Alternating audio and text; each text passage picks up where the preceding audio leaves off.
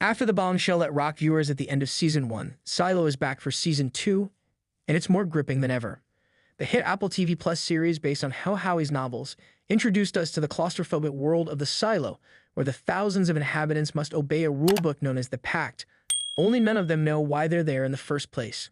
When a curious engineer, Juliet Nichols, gets too close to the truth, she's given the ultimate punishment, being sent outside the Silo. But what she sees when she gets out there confirms that the truth is more shocking than she ever could have imagined. Season 2 picks up immediately after that revelation at the end of Season 1, that the world is in fact a wasteland, and that dozens of other silos exist.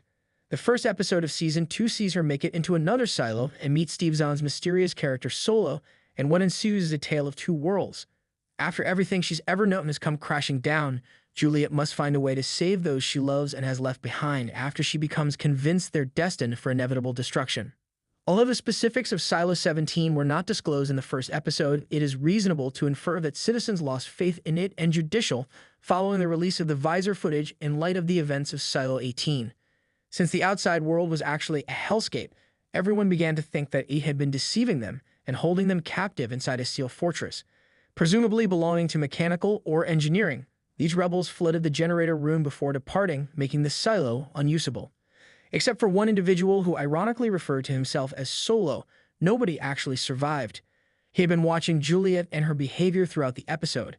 He must have been afraid that Juliet would kill him if she discovered him, so he cut off the extra ropes from the bridge so she couldn't use them to go to the lower levels where he had been hiding. A long-haired man with heterochromia, who had locked himself in a vault for his own protection, was discovered by Juliet at the end of Episode 1. If you exclude the rats, he is the only survivor of Silo 17, according to the book. He had spent the last 34 years residing in the metal building under the alias Jimmy, and his impeded mental growth was the source of his unusual or weird behavior. As the book notes, he had the mentality of a youngster.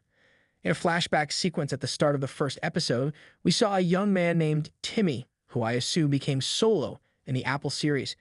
Given that his father served as a sheriff and a rebel leader, it seems to reason that he would sympathize with Juliet's situation and the goals she is pursuing. It seems likely that Solo will be Juliet's lone ally for a very long time. With her assistance, she will be able to carry out her objective and save the remaining occupants of Silo 18, who have a chance to escape the destiny of those in Silo 17. I suppose there's a reason why a flashback showing an adolescent Juliet connecting with a young Shirley was cut in between the current chronology. For those who don't recall, Juliet left the Mids and her father following the deaths of her mother and brother in order to fix things in her life and avoid feeling helpless once more. This is how she got to mechanical and ended up in the Deep Down. I'll think about that later. Speaking about the flashback scene with Shirley, she led a young Juliet to the forbidden location where the drills were abandoned at one point. Shirley told her of a time when she had to figure out how to get out of that gloomy, dark place by herself after her companions abandoned her. It is clear that Juliet will follow her best friend's advice and walk very slowly in order to find the light at the end of the tunnel. Juliet was unable to power up the Silo 17 without visiting the generator chamber, which was flooded by the rebels, as we know from the first episode. I am aware that you noticed a table fan operating, however, is not the generator's fault. It comes from the backup power source that was previously discussed in the previous season's third episode.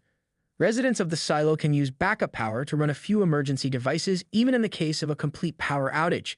Thus, Juliet has two options at this point. She may ask for assistance from other silos, but would anyone respond to the SOS? Alternatively, she may fix the generator using her mechanical knowledge and experience. I think that's why we were seeing so many flashbacks to Juliet's existence. The show intended to emphasize that she had the resources and skills to support herself, something that many others in the IT or judicial fields lacked.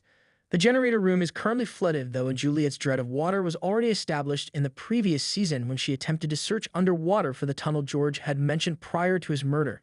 Juliet's anxiety was revisited in the opening episode of Season 2, which also made it plain that she is unable of swimming.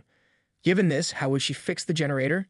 Juliet must remove the flood water in order to get to home, even if there is a tunnel that connects all of the silos in the world.